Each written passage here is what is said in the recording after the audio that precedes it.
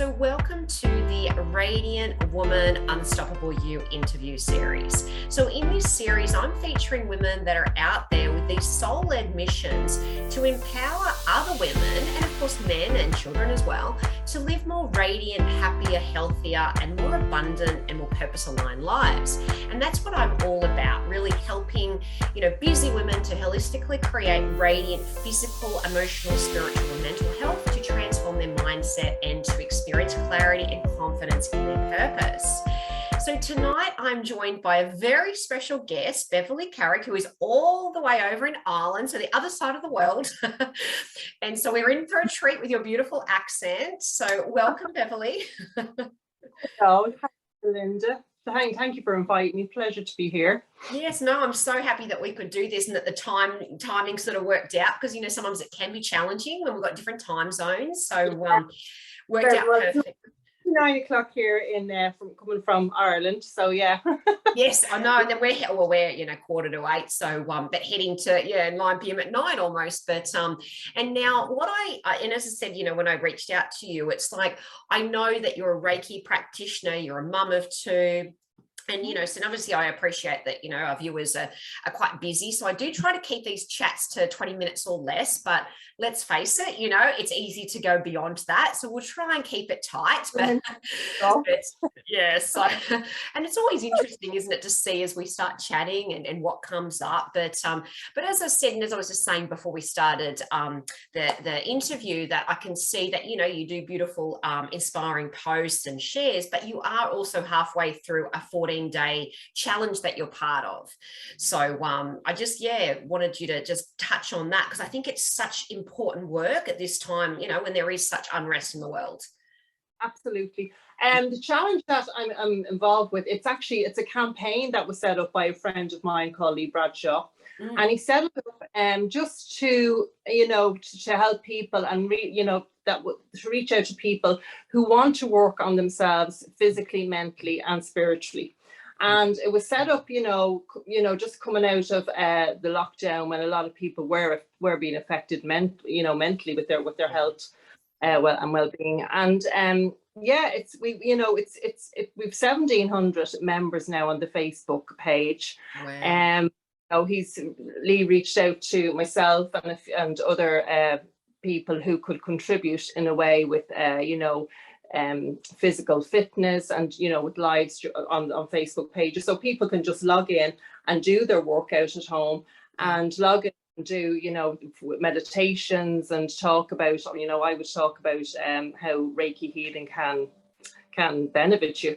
And it's just people, and it's a community now, and people have come together and they have connected, and it's positive, like-minded people that just want to work on themselves and make a better version of themselves, and you do. And you can even notice in the group, with the members we have, that shift in energy and how people are becoming more positive, and there's just a fantastic energy within the group, because everyone is encouraging and supportive, and it's a really lovely feeling with it, and to see people growing. So it's really good. I'm really proud to be part of it. And Lee has done, he came up with an amazing concept, and he's so dedicated and committed, and he reaches out to every member in the group. I mean, he's constantly motivating people, so it's really, really good.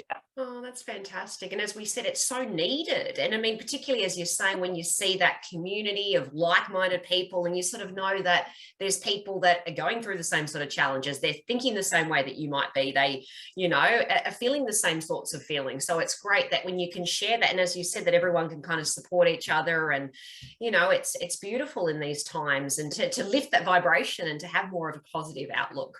So important. It is. As I said, it's a campaign, but what we offer is it's a 14-day. It's called Train Your Brain. It's on Facebook if anybody would like to join. Yeah. It's called the 7 Camino, and it's called that because the aim is to train physically and mentally to actually in September, October, go on with Lee the Camino walk. If you so want. If you don't want to, but you just want to work on yourself, that's fine. But the option is there that you can go on the Camino walk, and that's the incentive for, getting your physical fitness in and getting yourself fit and healthy and all that. But there's every month we do a 14-day, it's called Train Your Brain Challenge, where all of these activities are, every day in place. So it's just working on yourself. So it's really beneficial to people. It really is.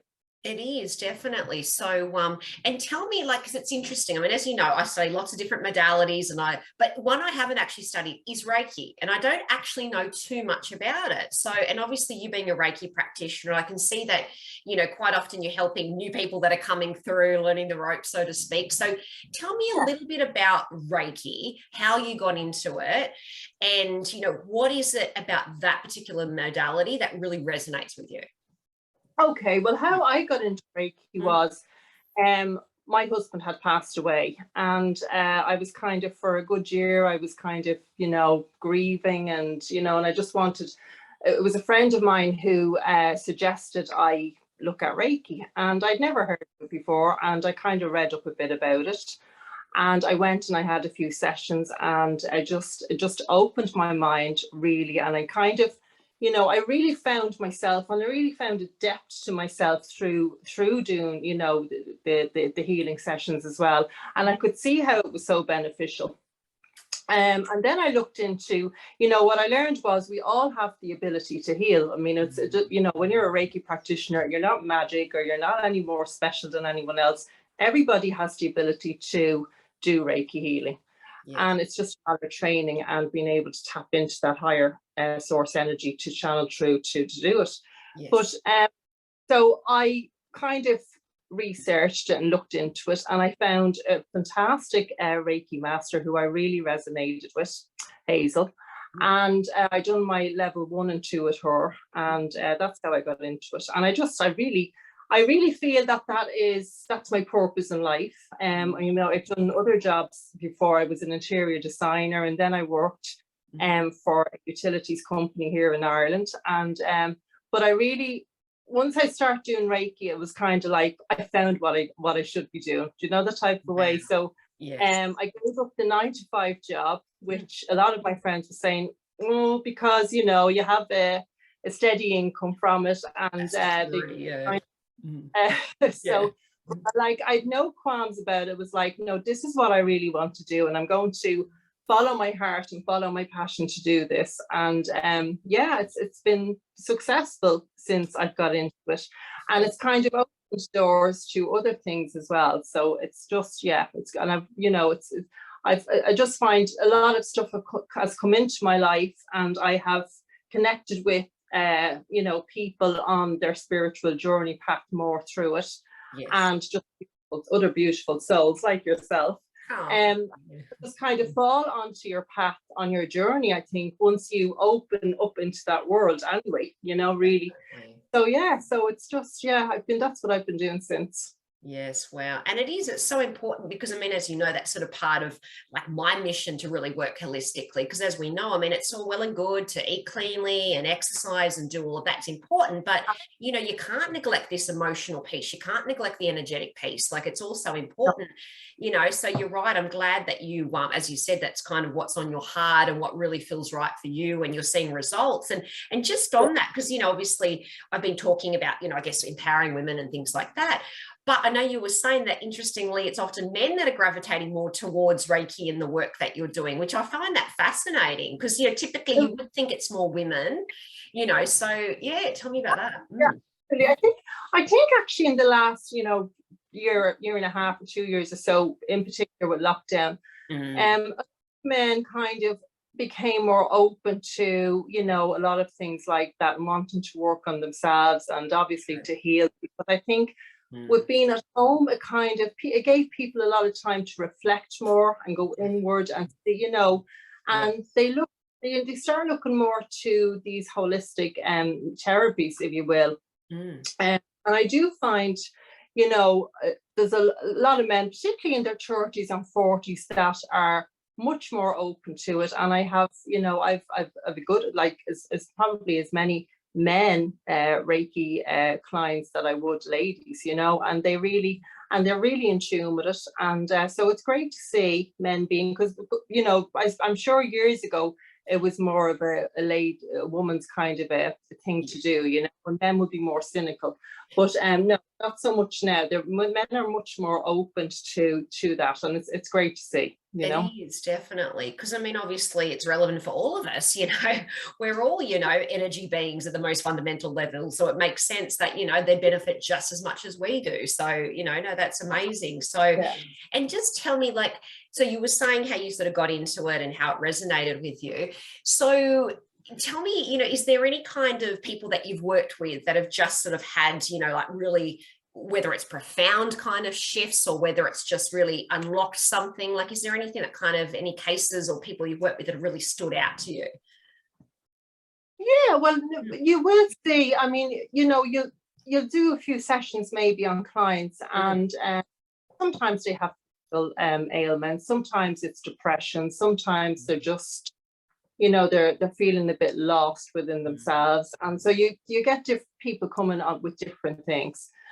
So after, you know, a few sessions with them, you will kind of see, they will either tell you, you know, that they've decided to move job, or they're sleeping better, or they're you know, if they've any physical illness that with pain that it's kind of it's easing, and you know, they can really see the benefits in with that.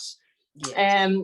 And just a shift in their personality. People become more, I think, confident and empowered, and you know, so you just see a difference in them, and it just a light in people, I suppose, you know. So it's lovely to see that when you're working with people. Oh, definitely. Yeah.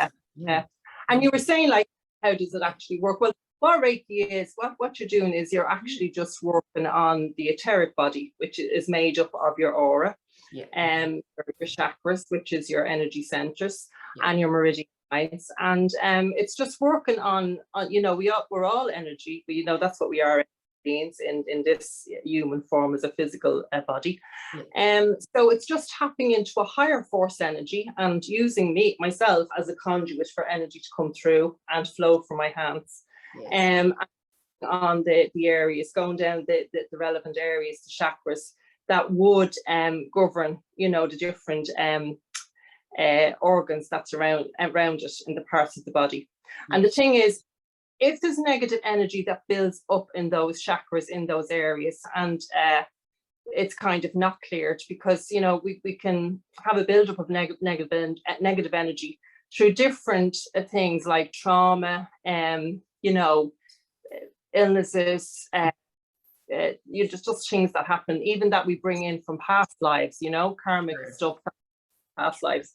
And if it's not clear, what it can do then is manifest into an actual physical illness, you know, so it can affect things that's around it. And that's your body saying to you, you know, well, you know, you're not looking at yourself energetically, so we're going to manifest this now physically, so you have to do something about it, you know.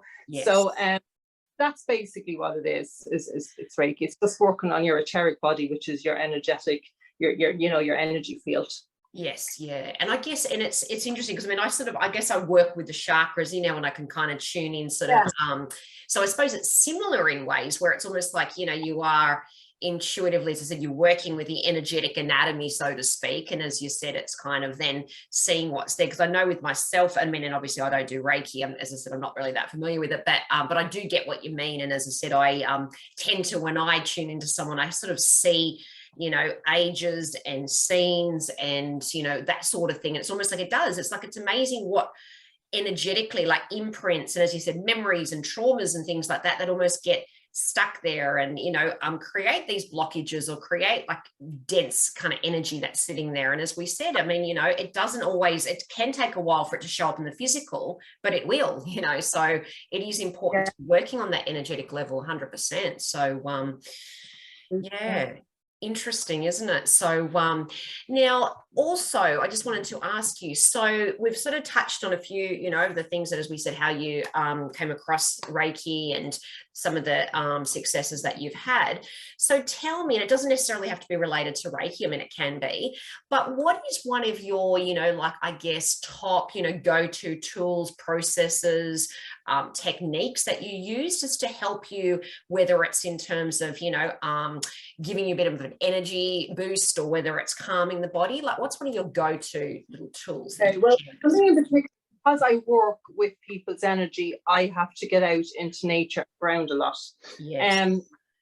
Meditate is a great thing to do, because it's just, clearing your whole mind and just going in yourself. And that's where you really find your answers, and that's where things really come to you. So I would say get out into nature. If it's a walk on the beach, if it's a walk in, a forest or a park where you're connecting with the natural elements, and grounding yourself, and obviously doing your breath work as well, because breath work is so important. Just taking your deep breaths in, and clearing your whole, inner being. And so they're the tools I would use, and drinking lots of water as well. Yes. I have to say, I say to everybody, particularly after a Reiki session, drink lots of water, purge all your toxins out of your body, so they are they're more or less, and the simple things that you do that you don't think of doing, that really is good medicine, natural medicine for you. Yeah, exactly. And just on that, you touched on a good point. So when you are working with different people and you're connecting to their energy fields, what do you do in terms of preparation? Like, are you kind of protecting and, using sprays? And also then, I guess, afterwards, what do you do to detach and, cleanse? Well, before I would work on anyone, an intention is the most important and most powerful thing we have. And it's really, your intention is your powerful thing when you're, especially Reiki. And so before I would work with anyone, I would intentionally, surround myself in my own ball, if you like, of golden light or white light, and call on my guides to protect me.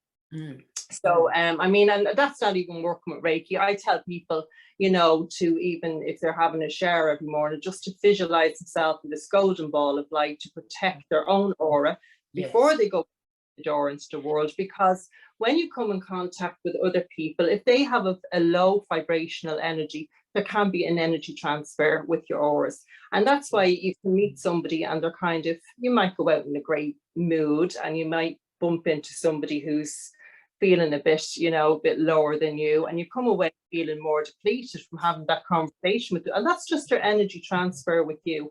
So always protect yourself. That's what I have to say to everyone. Protect yourself, protect your aura, visit yourself in your golden ball of light, and ask, Archangel Michael to protect you from, going out before you go outside your hall door. And just, it's just, as I said, intention is our most powerful tool that we have, Definitely. And I was just going to say, just with that, because I always find myself as well, if it pops in my head again during the day, I do it again almost, because you might do the same. But it's almost like, sometimes you just sort of think, okay, I'm going into a shopping center or something where we know, as we said, there's going to be a lot of people potentially. And as you said, people moving through their things, and, unfortunately, like there can be, and depending if people believe in entities and stuff like that too, but there is things that can affect your energy. So absolutely, that's a really good practice. And it's funny when you were saying about the shower, I always have a morning in the shower, and a shower in the morning and a shower at night. And I find that too. I like to, when I'm in the shower, just imagine that anything that I've picked up, energetic debris, anyone,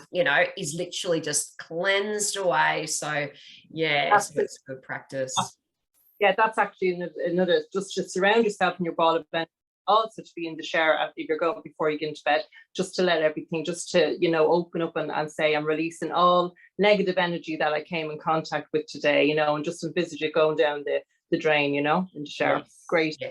Definitely. I think it is important, as we said. I think it's just these little things, and you're so right. I mean, it's our intention, and, where we're, placing our attention and directing that energy, like it all sort of, it makes a big difference, and I mean, they've done so many studies. It was funny because I'm, we're not friends with, but follow, that Professor Emoto, with the water structures and the intentions and things like that. So, I mean, that's just like words or lyrics of a song, and I mean that affects the structure of the water, and you think, well, we're 70% plus water, so it makes sense that those thoughts, what we're listening to, it affects us. Absolutely. And I mean, affirmations as well. I mean, what you actually tell yourself is your cells and your body is listening to you all the time. And what you're telling yourself is what you're creating, and really. And so affirmations would be what I would advise people to do, especially in the morning, if it's just looking in the mirror while you're brushing your hair, and even if you put up little sticky notes to say, I am powerful, I am beautiful, I am successful, and you can create any affirmations that you feel comfortable with yourself. But it's just giving yourself that positivity that you are, a powerful, beautiful soul, and and don't always talk to yourself like somebody that you would love. That's what I say, and not in an egotistical way, but some of the, appreciate yourself more, and it really builds your vibration, and you feel better for it, and you start then everything around your surrounding areas, then you create a better atmosphere with the people you interact with. And it's just like a knock-on effect with everything in your life when you have that higher vibration about yourself, and you value yourself, and you have that worth and self-love, for yourself. And there's not a lot of, say, crap then that you will take into your life. You'll just know, no, I'm not taking that on. I know, I'm worth more than that. And that's what everyone do, have with themselves, 100%. And you're right. And I think it's, and like Louise Hay, I mean, she was always a massive one for the mirror work and things like that. And I think, you're so right, because I think so many of us, I mean, myself inclusive, went through a lot of self-hatred and self-loathing and things growing up, and, finding all the faults, and we're always our own harshest critic, as we know, and it's like, and when you think about that energy that we're directing to ourselves all those years of, you're picking out the flaws and not liking what we see, and you sort of think, and it is like when you start really kind of just loving yourself. And I mean, I don't know if you're familiar with that book. It was Love Yourself Like Your Life Depends on It, by this Kamal, I think his name was, I can't remember his surname, but and that was literally like, he was, have you heard of it? He was this American, he was in Silicon Valley or something, and and it was just like, his whole life had sort of fallen apart in a lot of ways, even though he'd had a very successful business, but his partner had left, and all these sort of sequence of events had happened, and that's what he was literally doing, just kept saying to himself, I love myself, I love myself, I love myself. And as he said, there's times where you just think, yeah, right, or you just kind of, there's resistance that comes up. And he just kept doing it and doing it and doing it and doing it. And as he said, after probably about a month of consistently doing it, he just started noticing, like, it wasn't even a month, it was probably a shorter period than that, but everything started changing. As we said, his outlook, and just, all of a sudden different opportunities were presented his way, and people were reacting differently. And you're right, it has that cascade effect to every area of your life and all the people in it. So important. If you have a negative feel about yourself, you put up these blocks, and subconsciously even, so anything that's there for you, that the good stuff in life, like career, or more abundance with your wealth, or better relationships, or finding love, there's a block up there when you feel you're not worthy, or you just don't have that self-love for yourself.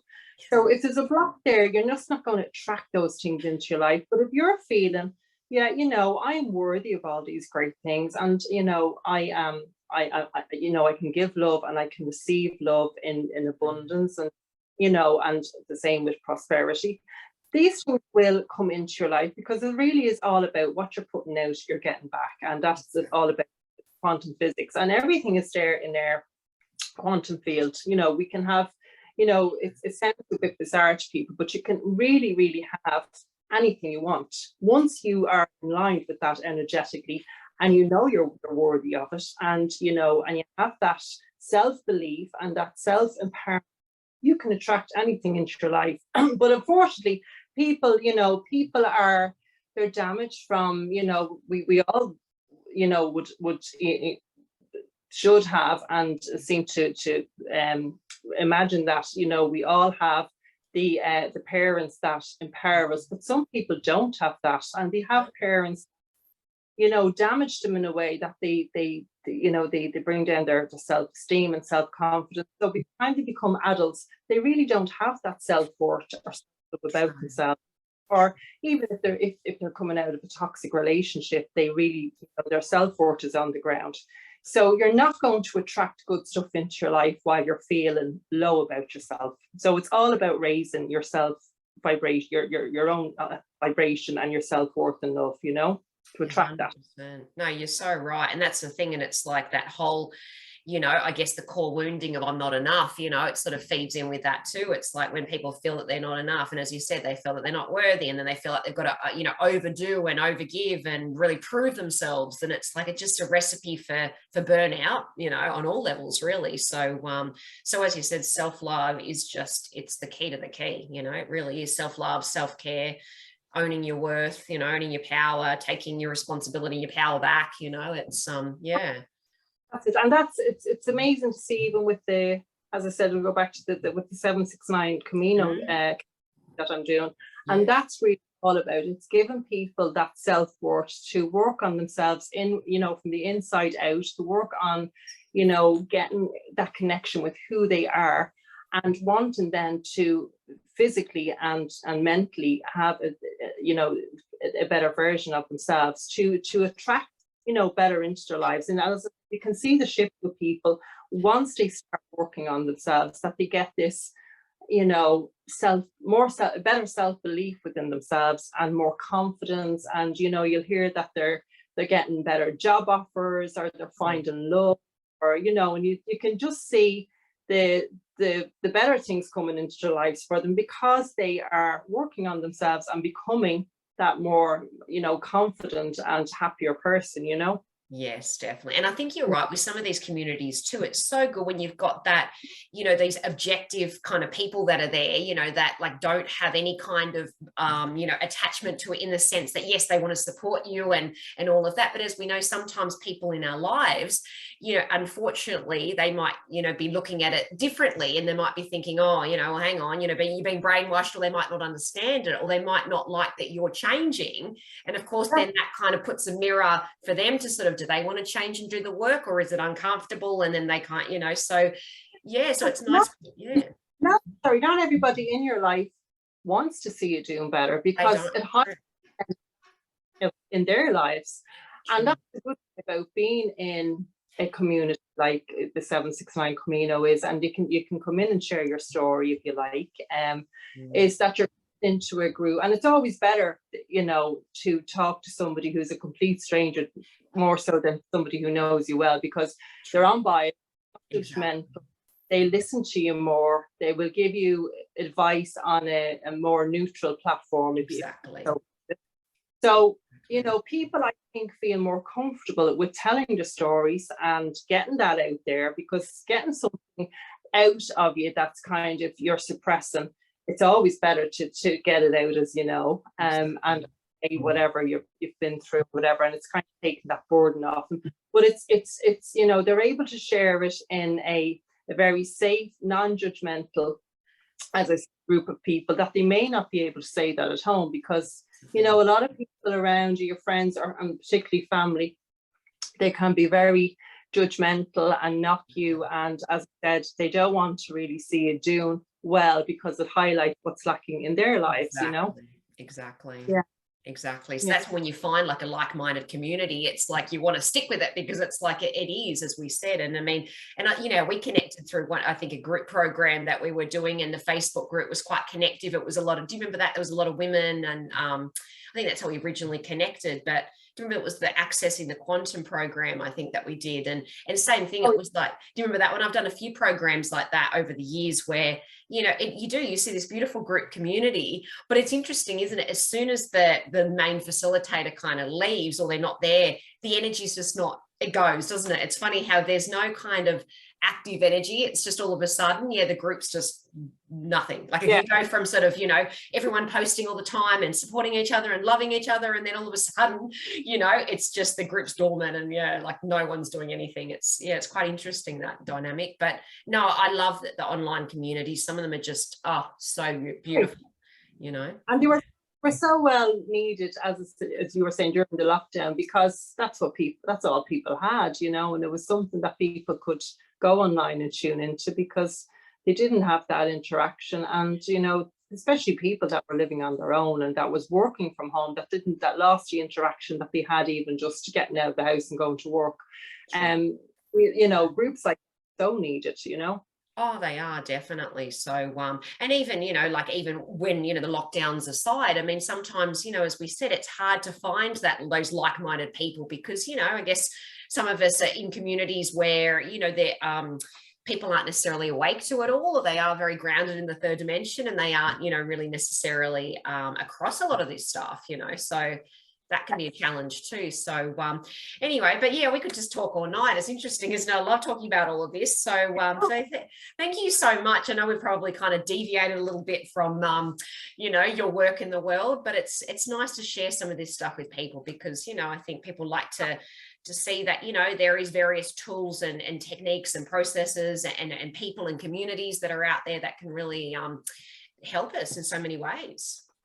Absolutely. Yeah, absolutely. And it's about spreading as much awareness as you can for everybody's own self-healing and work, which is lovely that's a lovely thing to share with people, and see people doing better. And I think for me, especially and with women, to see women doing better and becoming that more confident, and it's just, that's a reward to me, and when you get that reward back, you feel better about yourself. And so it works both ways, It does. And that was actually part of the intention of this kind of like Radiant Woman interview series. It was like, because I thought, there's so many women out there around the world that are doing amazing things.